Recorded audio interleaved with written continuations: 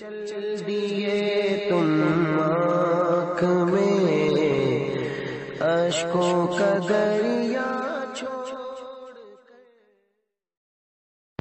السلام علیکم ورحمۃ اللہ وبرکاتہ۔ نحمده ونصلی ونسلم علی رسولہ الکریم، اما بعد فاعوذ باللہ من الشیطان الرجیم، بسم اللہ الرحمن الرحیم۔ فصل لربک وانحر، صدق اللہ العظیم۔ دوستان محترم، عزیزان باوقار، میں نے خطبے کے بعد قرآن مجید کی ایک بہت ہی مشہور و معروف سورہ ہے سورۃ الکوثر، اس کی آیت نمبر 2 پڑھی، جس میں اللہ سبحانہ و تعالی ارشاد فرماتا ہے، فصل لربک وانحر، تم اپنے رب کے لیے نماز پڑھو اور قربانی کرو۔ اس میں جو ونحر ہے یہ امر کا صیغہ ہے۔ معلوم پڑا کہ جس طرح نماز فرض ہے، قربانی بھی واجب ہے۔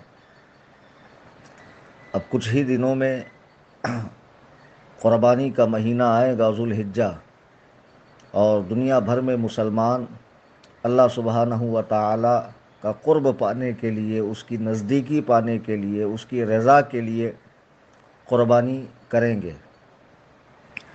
قربانی کرنے سے پیشتر ہر مسلمان کو ہم بار بار تاکید کرتے ہیں کہ جو مسلمان ہے اس کو چاہیے کہ وہ اتنا علم حاصل کرے جس سے اسے پتہ ہو کہ جو عبادت میں کر رہا ہوں اس کو نبوی طریقے پر کس طرح کرنا چاہیے، کس طرح نہیں کرنا چاہیے، اور کیا کیا چیزیں من جانب اللہ، من جانب رسول مجھ پر ضروری ہے، اور کس کس چیز سے مجھے بچنے کا حکم دیا گیا۔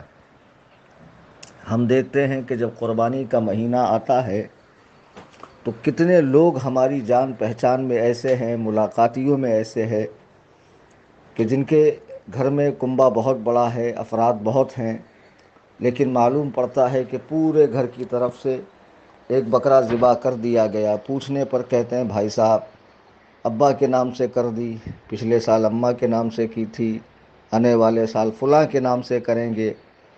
یعنی بیچارے وہ یہ سمجھتے ہیں کہ پورے گھر کی طرف سے اگر ایک بکرا بھی ذبح ہو گیا تو سب کی قربانی ادا ہو گئی۔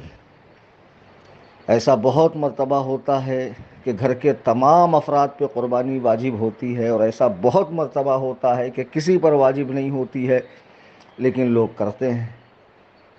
تو یہ ساری چیزیں آپ کو علماء کے پاس بیٹھ کر حدیث و قرآن کی روشنی میں اپنا دین سمجھنا ہوگا کہ بھئی مجھ پر قربانی واجب ہے یا نہیں ہے۔ چند باتیں میں عرض کروں گا، ان باتوں کو بغور سنیں، سمجھیں، نہیں سمجھ میں آیا آپ مجھ سے واٹس ایپ پر رابطہ کریں۔ وہ چند شرطیں جس سے مسلمان پر قربانی کرنا واجب ہوتی ہے اس کو اچھی طرح سمجھ لیں، پھر آپ بیٹھیں، کاغذ لیں، قلم لیں، اپنا احتساب کریں، اپنا جائزہ لیں، اپنے بارے میں سوچیں کہ یہ شرطیں میرے اندر پائی جاتی ہیں یا نہیں پائی جاتی ہے۔ اگر نہیں پائی جاتی ہے تو آپ پر قربانی نہیں ہے۔ سب سے پہلے قربانی جس پر واجب ہوگی، قربانی کن پر واجب ہے؟ نمبر 1، قربانی مسلمان پر واجب ہے، غیر مسلم پہ ہرگز نہیں ہے۔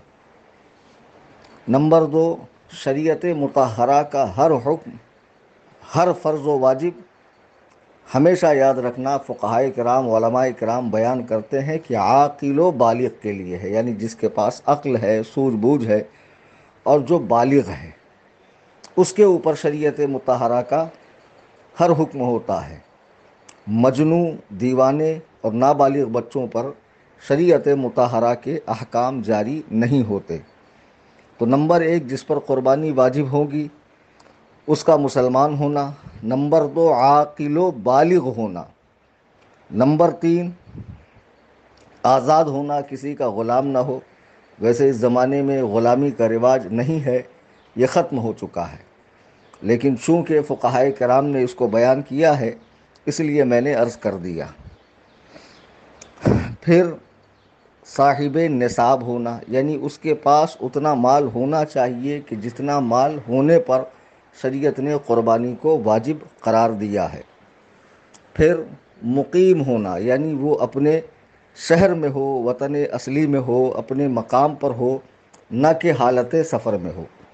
اگر کوئی بندہ ایام نحر میں، ایام نحر کہتے ہیں 10ویں ذی الحجہ کی صبح سے 12ویں کے سورج ڈوبنے تک، یہ 3 دن جو ہے اس میں 3 دن ہیں اور 2 راتیں ہیں، ٹھیک ہے، یہ سب ملا کر ایام نحر کہلاتے یعنی قربانی کے دن۔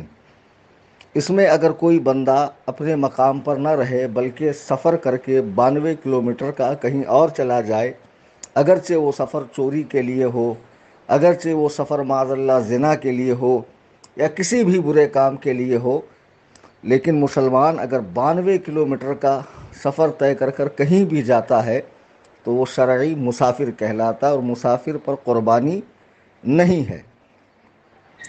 پھر سے سمجھ لیں، مسلمان ہونا، عاقل و بالغ ہونا، مقیم ہونا یعنی مسافر نہ ہونا، آزاد ہونا، صاحب نصاب ہونا۔ اور بعض لوگ یہ سمجھتے ہیں کہ قربانی صرف مردوں کی طرف ہے، نہیں، جس طرح نماز مرد و عورت پر فرض ہے، جس طرح روزہ مرد و عورت پہ فرض ہے، جس طرح زکوٰۃ مرد و عورت پر فرض ہے صاحب نصاب ہونے کی صورت میں، اسی طرح قربانی بھی صاحب نصاب ہونے کی صورت میں اگر بہت مرتبہ ایسا ہوتا ہے کہ عورت کے پاس سونا ہوتا ہے اور مرد کے ہاتھ خالی ہوتے ہیں، وہ جو مائکے سے لے کر آتی ہے، تو ظاہر سی بات ہے اگر اس کے پاس اتنا سونا ہے جس سے وہ صاحب نصاب ہے تو عورت کو اپنے نام سے قربانی کرنی پڑیں گی، اور جس کے نام سے قربانی واجب ہو وہ پہلے اپنا واجب ادا کرے، پھر اس کو اگر اللہ تعالیٰ طاقت دے تو جس کے نام سے چاہے حصہ لے۔ لیکن ہم لوگ دیکھتے ہیں کہ گھر میں ایک بڑا ہے، اس نے اس سال اپنے نام سے کر دیا، پھر اگلے سال اپنے بیوی کے نام سے، پھر اس کے بعد بچوں کے نام سے، پھر بہو کے نام سے۔ تو بھیا اگر آپ پر فرض ہے، واجب ہے قربانی، تو آپ کو پہلے ہر سال اپنے نام سے کرنی ہے، پھر اس کے بعد آپ جس کے نام سے چاہیں کریں، وہ تو نفلی قربانی ہے، لیکن آپ کی اپنی تو واجب ہے، وہ تو آپ کو چھوڑنی نہیں ہے۔ بہرحال اب یہ شرطیں آپ سمجھ گئے، مسلمان ہونا، عاقل و بالغ ہونا، مقیم ہونا، آزاد ہونا، صاحب نصاب ہونا۔ وہ کتنا نصاب ہے کہ جس سے بندہ مومن پر قربانی واجب ہوتی ہے؟ لوگ اسی میں زیادہ گڑبڑ کر جاتے ہیں۔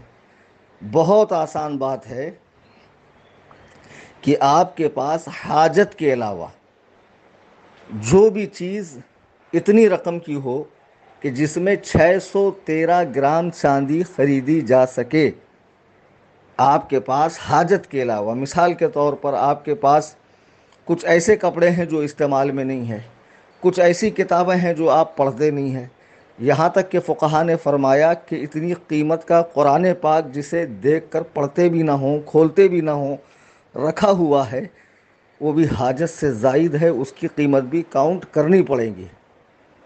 جی، یا بہت سارے مکان ہیں، زکوٰۃ میں تو ایسا ہے اگر بیچنے کی نیت سے ہے تو آپ کو تب زکوٰۃ دینی ہے، لیکن قربانی میں ایسا نہیں۔ اگر آپ کے پاس ایک سردی کے لیے مکان ہے، ایک گرمی کے لیے ہے، یا آپ کی حاجت میں ہے، اس کے علاوہ جتنے مکان پڑے ہوئے ہیں اگر ان کی قیمت ان کی قیمت نصاب کو پہنچتی ہو تو آپ کو قربانی دینی پڑے گی۔ اب یہ آڈیو کو سن کر لوگ اپنا اپنا حساب کریں کہ ہم پر تو قربانی تھی اور برسوں سے ہم سمجھ رہے تھے کہ نہیں ہے۔ جی، گھر کے اندر آپ کے جتنا سامان ہو اور وہ آپ استعمال نہ کرتے ہوں، آپ کی حاجت کا نہ ہو، اور اس سارے سامان کی قیمت اگر 613 گرام چاندی کے برابر ہو، اچھا 613 گرام چاندی کتنے کی آتی ہے؟ تو آج کی میں بات کر رہا ہوں 21 جون 2020 کی، تو فقط 30,400 روپے میں آتی ہے۔ جی، بعض جگہوں پر اس سے بھی کم ہوں گی، یہ میں بامبے کا حساب بتا رہا ہوں۔ جی، اتنی قیمت کسی کے پاس ہے، بینک میں رکھا ہوا ہے، کسی کو قرضہ دیا ہوا ہے، یا حاجت کے علاوہ کوئی چیز اتنی قیمت کی اس کے پاس ہے، اتنا سونا، اتنا چاندی ہے اس کے پاس، تو اس کو زکوٰۃ، اس کو قربانی کرنی پڑے گی۔ اب سونے کا حساب لے لیں، کسی کے پاس اتنی چاندی نہ ہو اور اس کے علاوہ کچھ نہ ہو، اگر اس کے پاس 87.5 گرام سونا، 8 تولہ 7.5 گرام سونا ہے، تب بھی اس پر قربانی واجب ہے۔ اب لوگ کہیں گے مولانا 87.5 گرام سونا 4,20,000 کا آتا ہے، جبکہ چاندی 613 گرام 30,000 کی آتی ہے، تو یہ کیسا حساب؟ تو یہ بہت آسان حساب ہے کہ جس کے پاس کچھ نہ ہو، فقط سونا ہو، تو اتنا سونا ہوگا تب اس پر قربانی واجب ہوں گی، ٹھیک ہے۔ لیکن کچھ سونا اور کچھ چاندی ہو، تو اب وہ سونے سے چاندی کا نصاب پورا کرے، یعنی دیکھے کہ 613 گرام کی قیمت بن رہی ہے، اب سونا نہیں ہے، پیسے ہیں، تو اب یہ نہ دیکھے کہ پیسے 4,20,000 ہوں گے تبھی قربانی ہوں گے، یہ دیکھیں کہ 30,000 روپے ہے جس سے 613 گرام چاندی خریدی جا سکتی ہے، تو یقیناً اس کو قربانی کرنی پڑے گی۔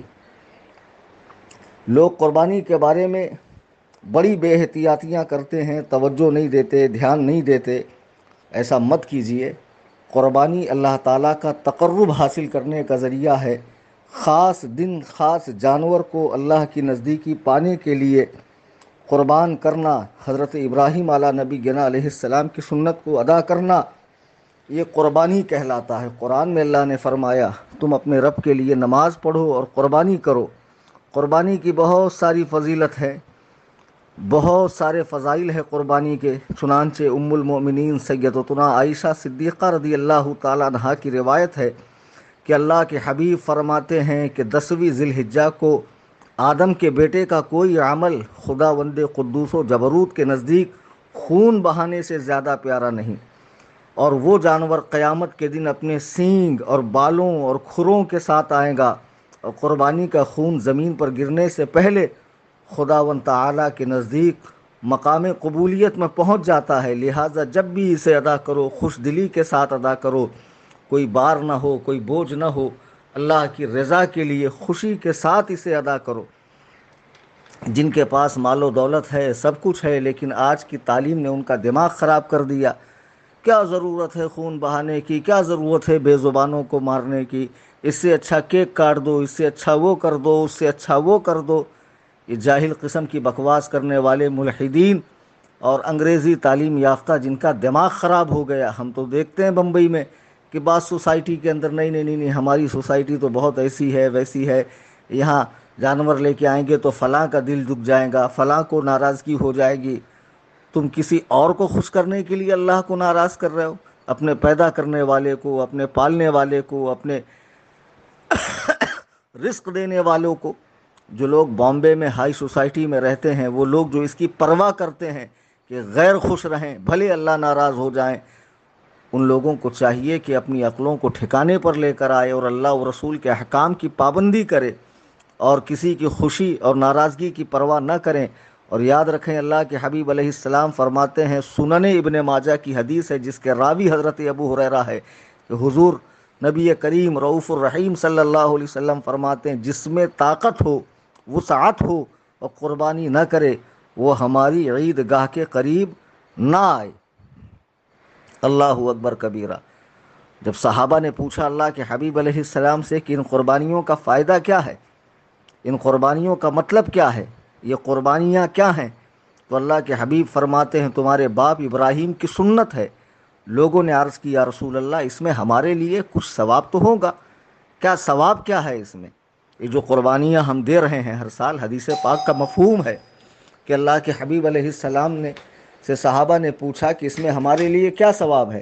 سرکار نے فرمایا ہر بال کے بدلے ایک نیکی ہے، جی ہر بال کے بدلے ایک نیکی ہے۔ اتنی نیکیاں کمانے کا موقع ہے اور ایسا عظیم الشان موقع ہے، اسے آپ گنوا رہے ہیں؟ بالکل مت گنوائیے۔ جو شرائط ہم نے بتائی ہے وہ شرطیں آپ میں پائی جاتی ہیں تو یقیناً آپ کو قربانی کرنی ہے۔ اچھا، جن لوگوں میں یہ شرطیں پہلے سے تھیں لیکن مسئلہ نہیں معلوم تھا، قربانی نہیں کرتے تھے، یہ سمجھتے تھے کہ پورے گھر میں سے اگر ایک نے بھی کر دیا تو ہو گئی، حالانکہ یاد رکھیں گھر میں جتنے ممبرس ہوں اور جن جن میں یہ شرطیں پائی جائے ان سب کو قربانی کرنی ہوگی۔ مسائل اس کے بہت باریک ہیں، اور بعض مسائل ایسے ہیں کہ آپ کو آڈیو میں سمجھ میں نہیں آئیں گے، تو آپ میرے نمبر پر رابطہ کریں۔ قربانی سے ریلیٹڈ کوئی بھی مسئلہ پوچھنا ہو آپ مجھے واٹس ایپ پر پوچھیں، فون نہ لگائیں، میں فون نہیں اٹھاتا ہوں۔ میرا نمبر ہے 9820672770۔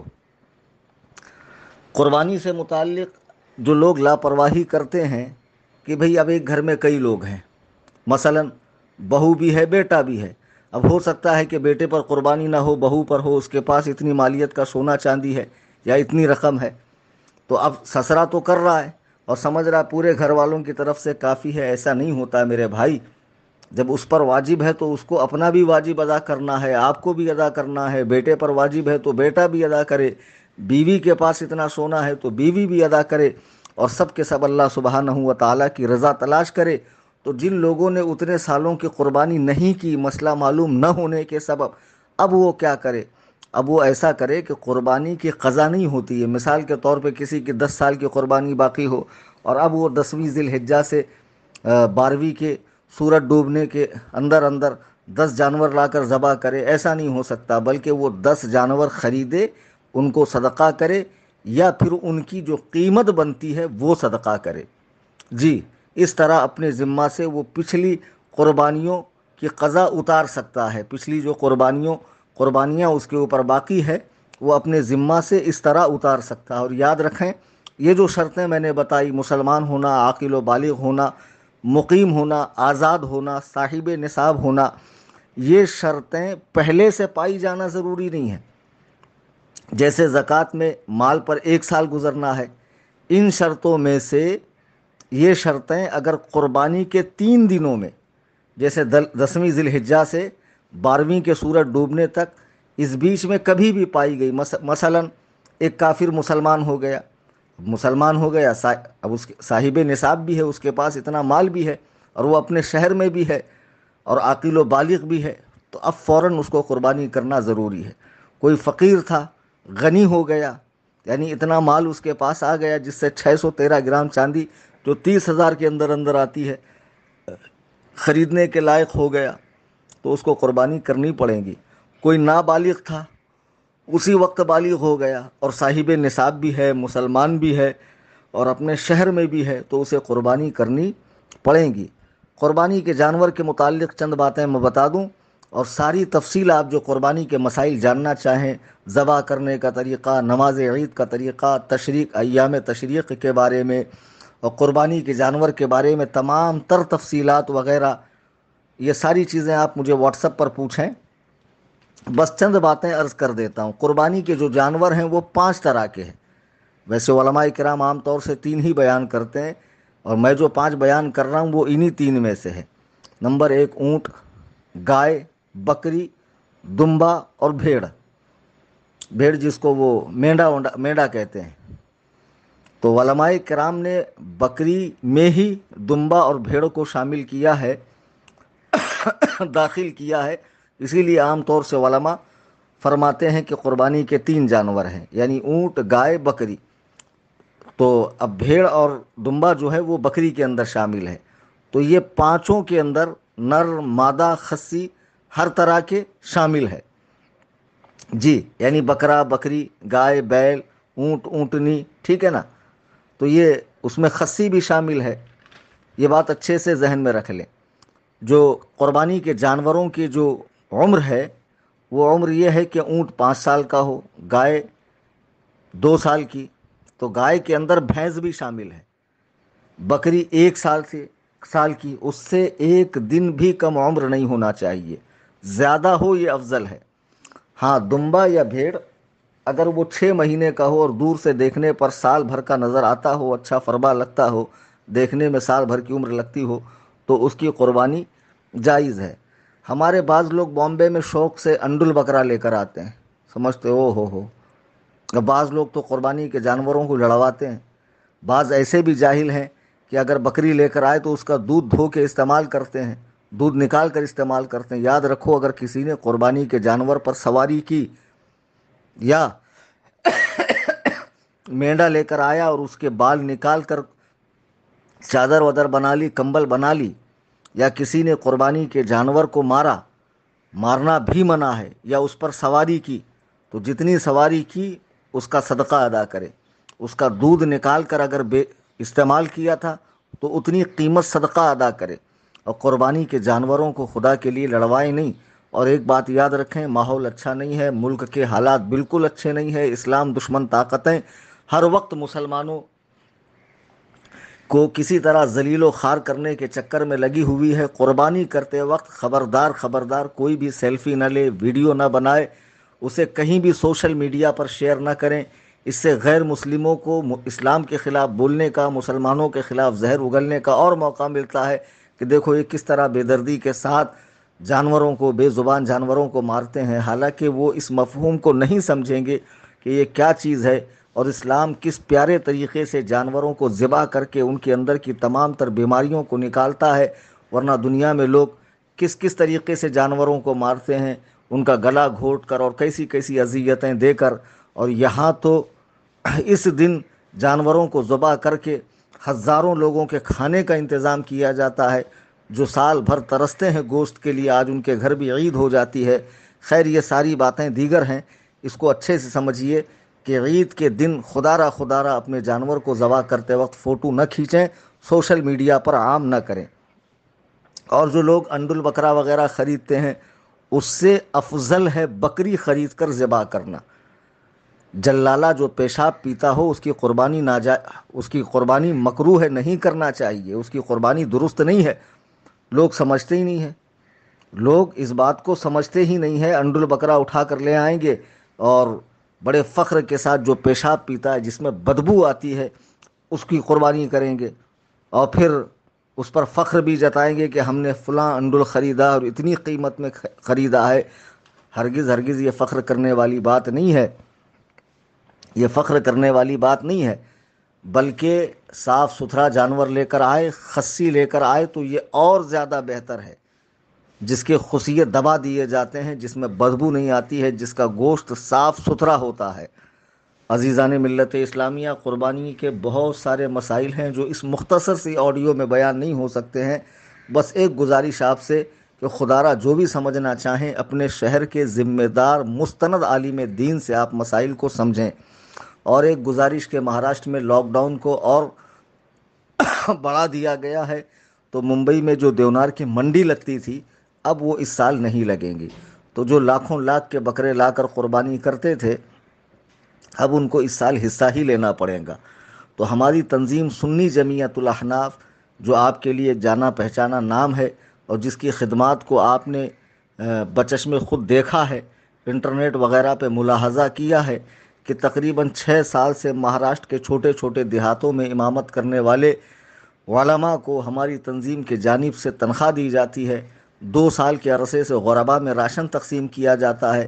لاک ڈاؤن کے اندر ہم نے 111 علماء کو نذرانے پیش کیے، 20 روزہ عظیم الشان لنگر چلایا، اور لاک ڈاؤن کے اندر 3-4 مرتبہ ہم نے راشن تقسیم کیا۔ ابھی 28 جون 2020 کو عرس تاج الشریعہ کے موقع پر 60 فیملیز کو 2500 روپے مدد کی گئی تاکہ وہ اپنا راشن وغیرہ خرید سکے، ضروریات کو پورا کر سکے۔ تنظیم سنی جمعیت الاحناف خدمت دین بھی کر رہی ہے، خدمت خلق بھی کر رہی ہے۔ الحمدللہ کئی مساجد میں بور کا انتظام، چھت کا انتظام، چٹائیوں کا انتظام، اور ممبئی کی سرزمین پر سنی بچے اور بچیوں کو قرآن پاک با تجوید پڑھانے کے لیے ہم نے 11 مکاتب قائم کرنے کا ارادہ بنایا ہے، جس میں سے بحمد اللہ 2 مدرسے، ایک مدرسہ اہل سنت نظمت المدینہ جری مری میں، ایک مدرسہ اہل سنت اصحاب بدر شمبور کی سرزمین پر قائم ہو چکا ہے۔